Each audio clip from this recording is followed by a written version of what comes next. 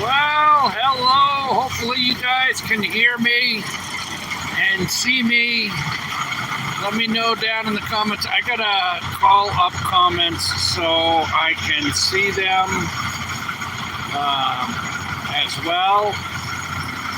Hold on. I don't do lives from my phone very often, guys. So let's see how we're doing here. Hold on 1 second. How do I get the comments?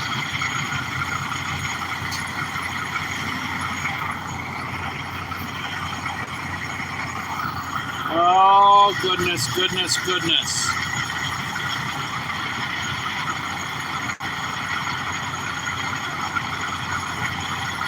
Oh, I can't see the comments. Anyway, hi guys. I'm here on the road. I am in Lansing, Michigan. I am at an offload stop here. Let me turn the camera around. You can see this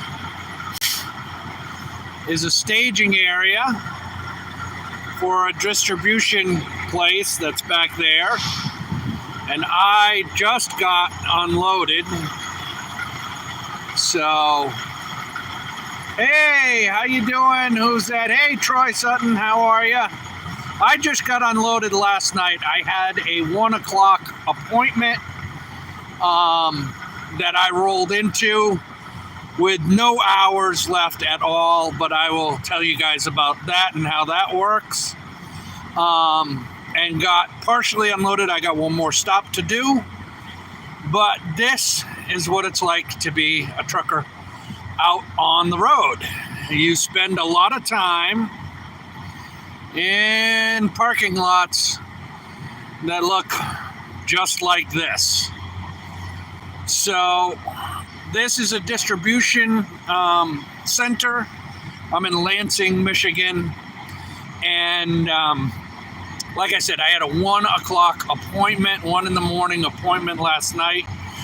I rolled in here at 8:30 last night and was out of hours. So what I ended up doing was coming in. I'm going to switch hands, guys.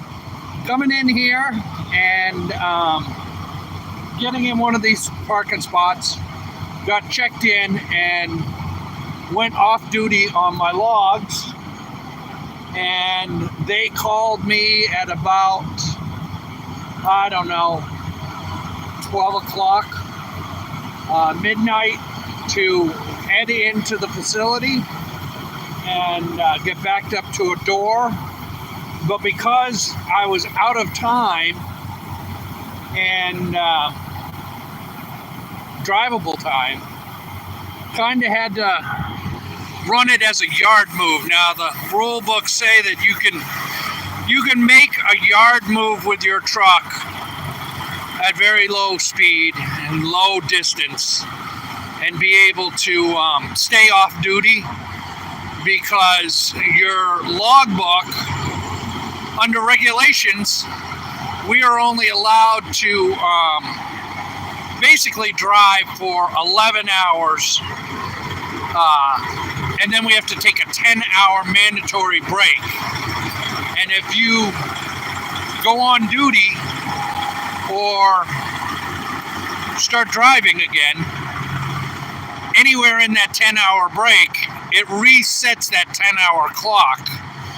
So what I had to do was do a yard move to get into the dock, which isn't that far away, guys. It's about 1,000 yards that way. It's not that far away. And get backed into the dock and then go back to sleep is basically what I did. Who else is here? Carmen, how you doing? And oh yeah is here. What's up?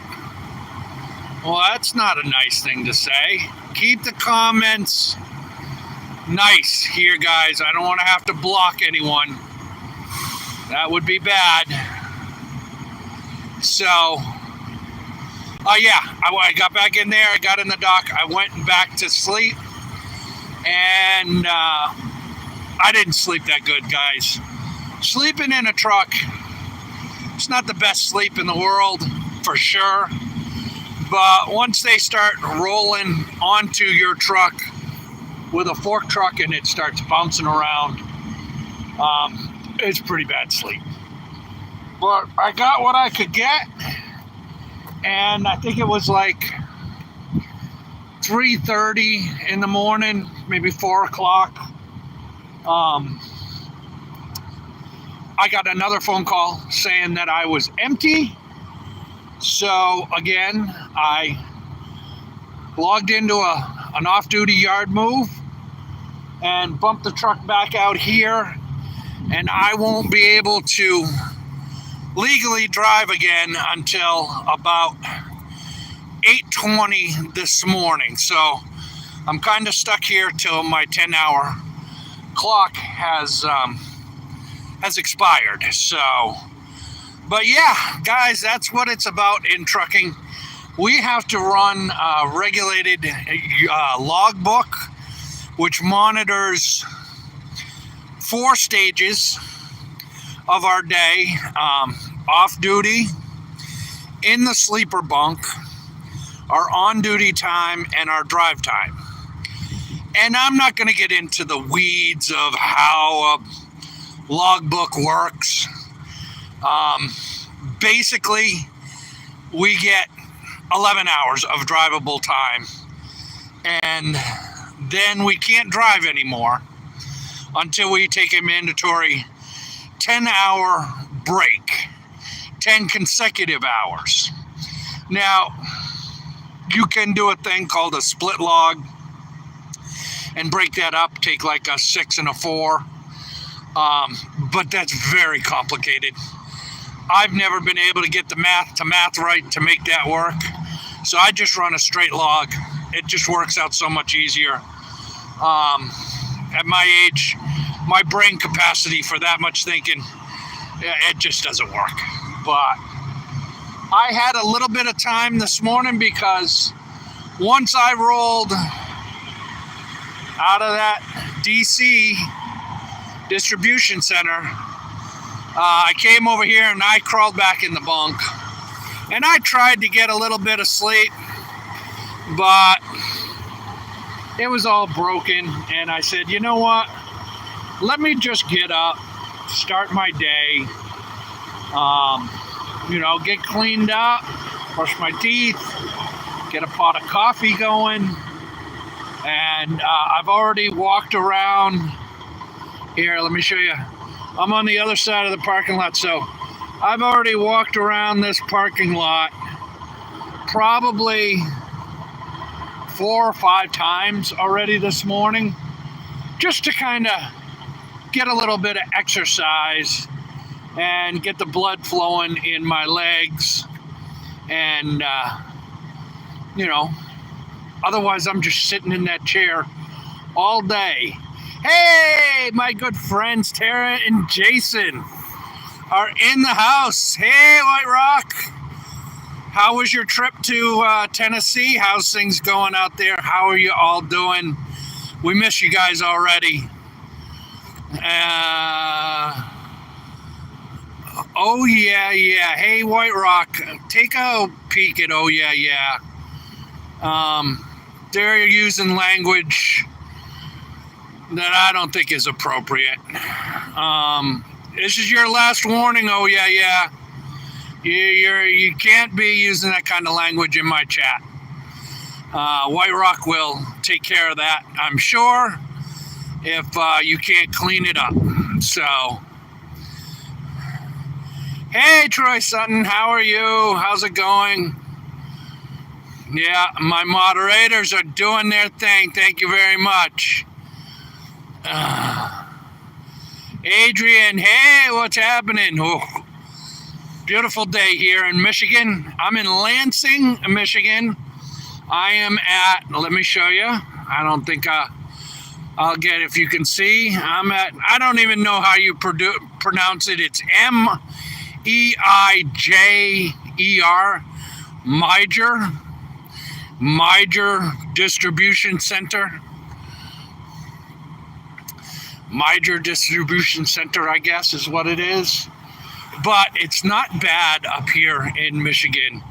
It's only about 75 degrees this morning. Take a look at this, guys. That is a good part of being trucking right there, because you get to see the sun come up almost every single morning, and it is beautiful. It's not hot. There's no humidity right now, and I couldn't be happier. Jason says, give me a call. I will. I'll call you as soon as I get done with this. And then they said the J is silent, so it's Meyer. I don't know. Public education, guys. That's all I got here. Let's see. Say it like this, Meyer. Meyer. Okay, Meyer. It's Meyer. Jason's helping me out. It's Meyer. Who knew? But yeah, can you hear that? You hear that over there? That truck rumble? That's my life when I'm on the road, guys. Nothing but rumbling trucks, diesel smoke, and yeah, back alleys and truck stops. Now, the trip up here through Michigan was not bad at all. Very nice, beautiful country up here. Reminds me a lot of New England. Very, very nice, very scenic, rolling hills, beautiful. I can see why the people of Michigan love their state. And actually the whole trip up, because I came pretty much straight north out of Arkansas, up through Indiana and Illinois, cut over a little bit, dropped up into Michigan, pretty much a straight shot. Now, of course, in the Midwest, in Illinois and Indiana, it's flat. I mean, it's flat like a pond flat. And there's nothing wrong with that, guys. Nothing wrong with that at all. The plains are a beautiful part of our country. And, but I like me some mountains. I like some rolling hills. So I prefer being in the Ozarks or up here in Michigan where things are moving around. Let me check these comments. Baseball Boy says, hi, how are you doing? I'm doing well. Little tired this morning. Like I said, I think it was like 3:34. They called me, let me know I was empty, and never really got back to sleep after that. But other than that, things are going fine. They're like a Meijer. He says they're like a Walmart. It's a northern grocery store. Okay, cool. So this is a big grocery store distribution center. Jason says, I miss it except for the winters. Yeah, I'm sure the winters up here, nestled on this peninsula between the Great Lakes, is about as bad, if not worse, than it was in New England, for sure.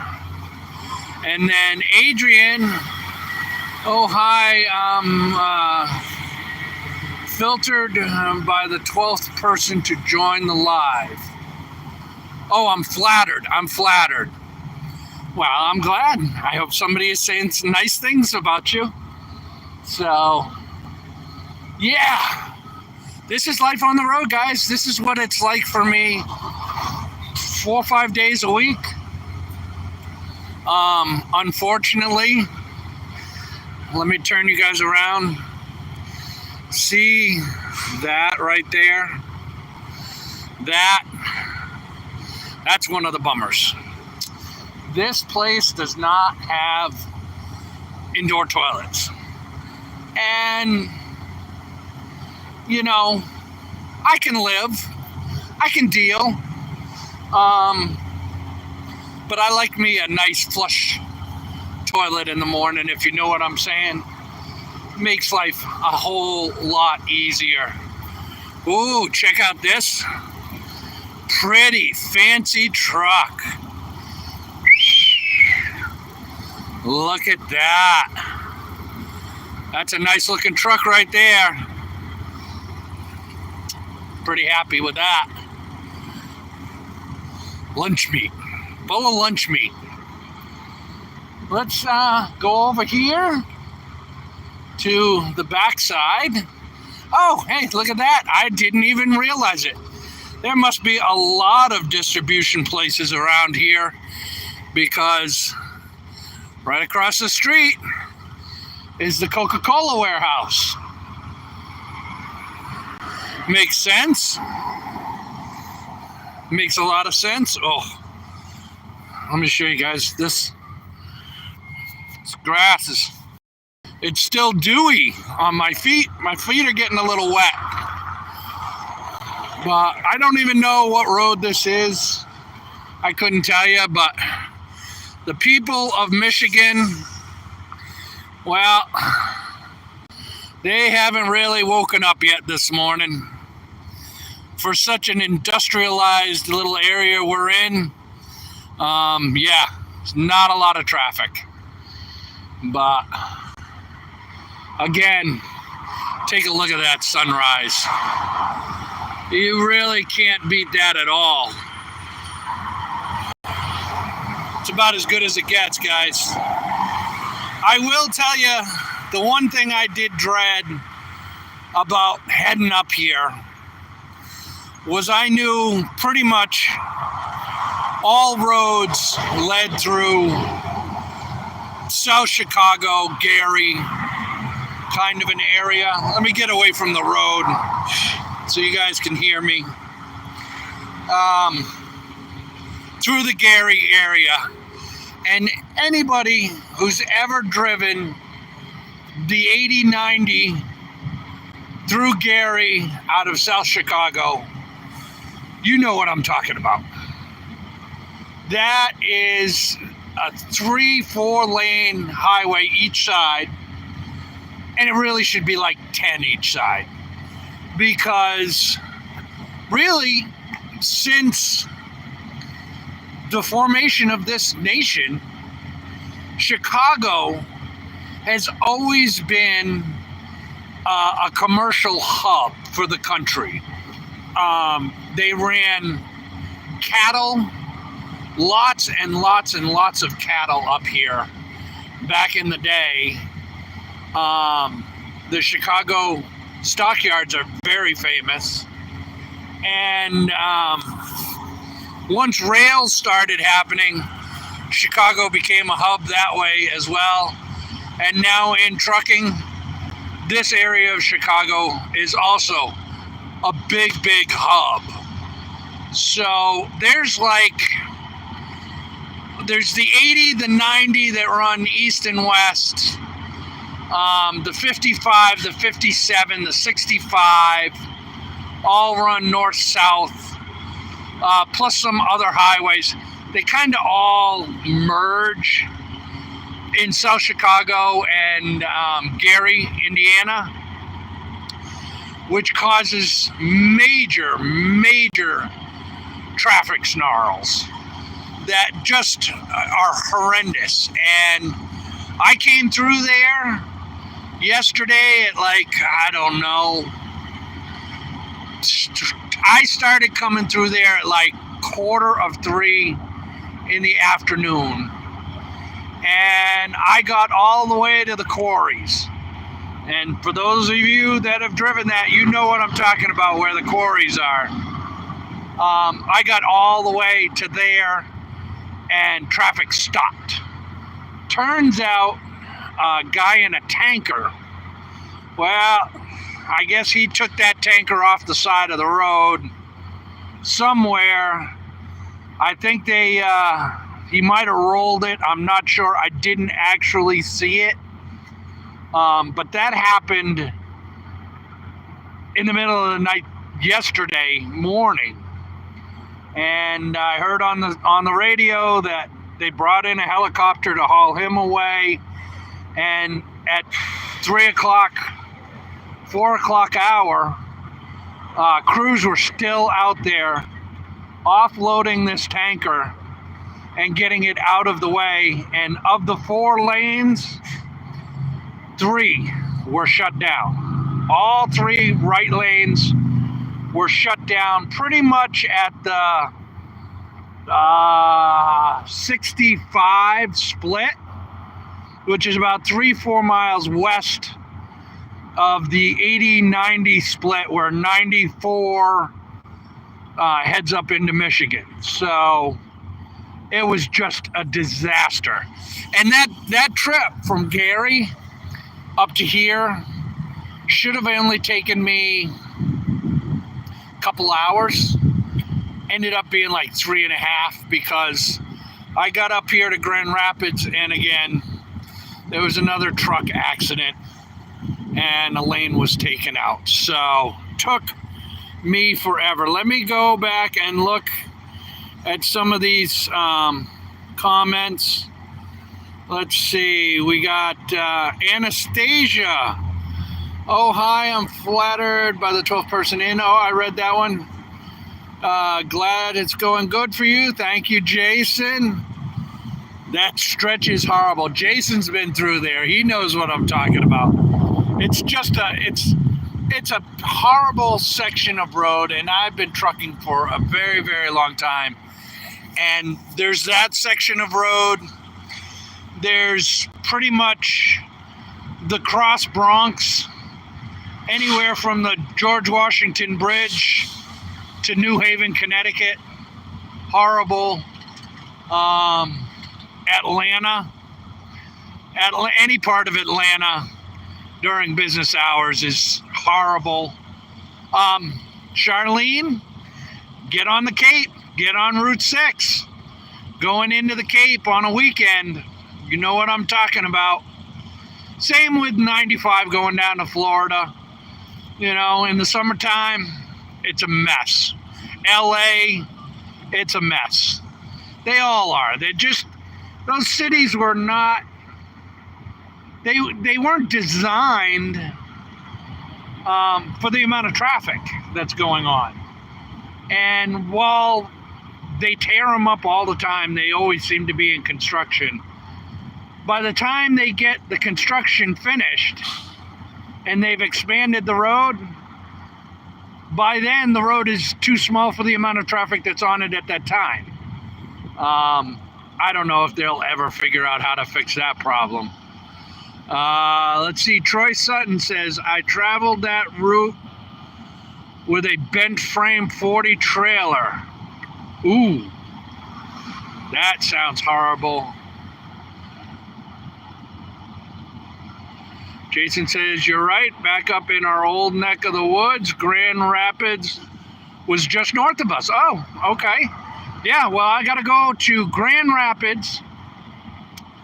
I've got to drop the other half of this load, and then I come back here to Lansing, because the company I work for, they have a facility here in Lansing, and I will get loaded with some product going back down to Arkansas. So today will be kind of a busy day for me. This morning's offload, finish offloading, get reloaded, but then it's a straight shot back down to Arkansas. I have all the time in the world. I want to get home because, well, I got an update for you guys. I broke down on the motorcycle 2 days ago. 2 days ago, 3 days ago, 2 days ago. I don't know. Dates are hard. I was coming to work on the bike and got about 2/3 of the way there, and all of a sudden I lost all my power and the engine just revved right up, and I'm like, oh my goodness, what is the problem now? So I tried downshifting, thinking hopefully I didn't bust up my transmission. And it downshifted fine. The engine was running fine. The transmission was acting perfectly fine. But I had absolutely no power at all. And of course, my mind thinks the worst possible thing. Well, I just ate up my clutch.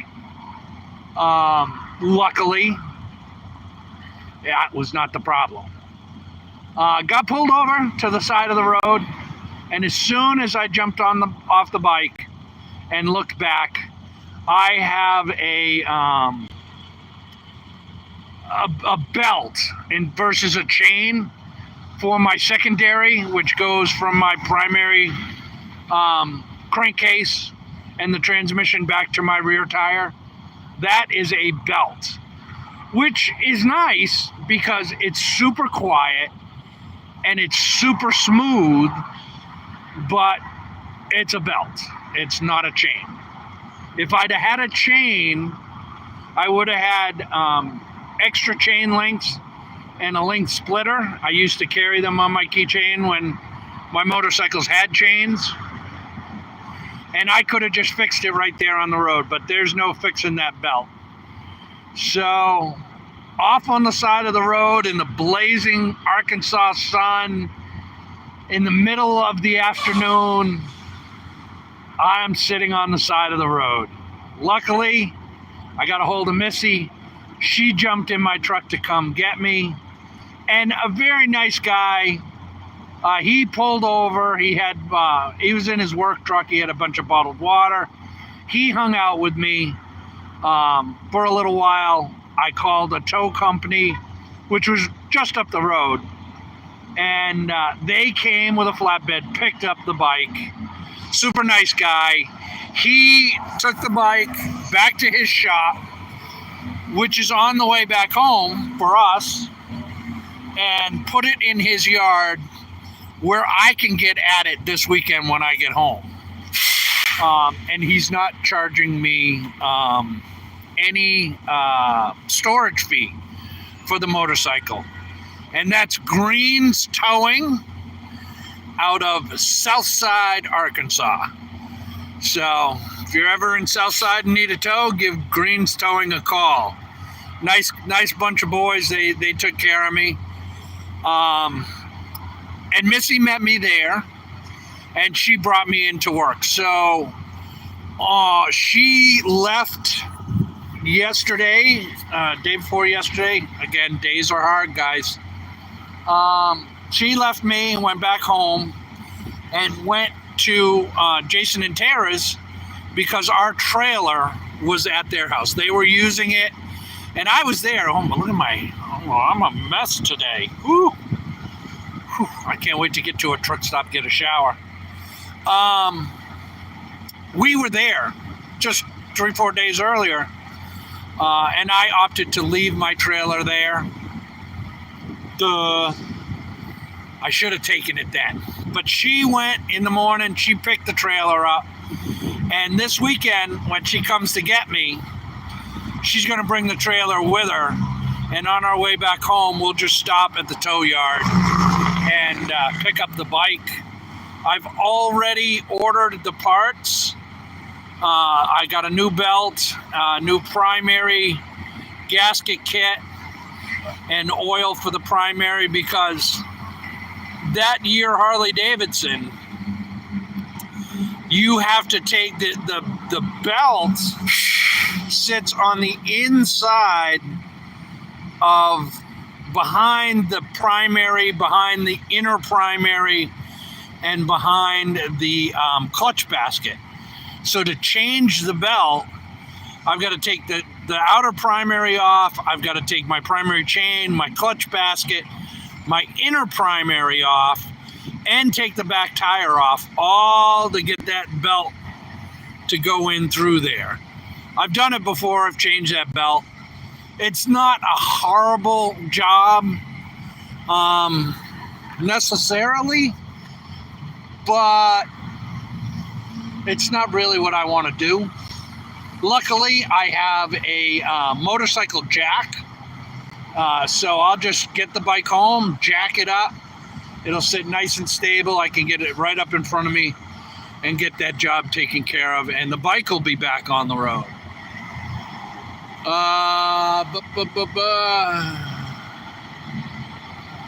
Oh, Jason says, see, you should have took it with you. You're right, buddy. I should have taken it with me. And that's a lesson to be learned right there. Never put off for later what you should do today. We were, for all you guys that'll watch this later and are watching, we were over helping Jason and Tara get their YouTube studio. I'm bouncing you guys around a lot. I'm sorry. Get their YouTube studio dried in. I'm not really dropping any beans. They did lives and I did a homestead happening. But we all worked our butts off. Jason and Tara worked their butts off twice as hard as the rest of us. And it was hot and it was miserable. But we got the job done, and by the time we were done doing all of that, guys, hooking up to a trailer and towing it home and then taking it off, I just, the lazy in me just said, no, just leave it there. I'll take care of it another day. Lo and behold, that other day came the next day or the day after, whatever it ended up being. So looks like things are starting to get a little bit of traffic. Looks like the Michiganders are out for a little gander. They're out getting ready to go to work. I see trucks rolling. Where's my finger? My trucks are rolling over at Coca-Cola. I am probably going to jump back in my truck and make myself some breakfast, because I've been trucking for a long time, and I know you don't want to eat truck stop food, and you don't want to be trapped without food. So I have a mini fridge, a microwave, a toaster, and a coffee pot all in my truck. And I pretty much bring all my own food with me. So I'm going to go in there and I'm going to have some bagels with a little blackberry jam that Missy made me, and finish my second cup of coffee, get ready to hit the road. Let's see. What do we got? I don't blame you, buddy. It's hot and humid. Yes, that was a hot and humid day. So that's where we're at, guys. I know there's not a lot of you in here for the actual live, but I'm sure you'll all watch later on.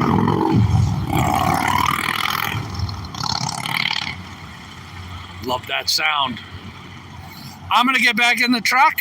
This is just a short little live from the road. If you guys are liking these live updates from the road, let me know in the comments, because trucking is not necessarily popular for homesteaders, but it is part of our life, and that is what our channel is about. And me having enough homestead job, trucking is what I do. So, all right, guys, thanks for joining us. I hope you all have a wonderful day, and we'll see you this weekend. Bye, guys. Oh, let's see. How do I end the live?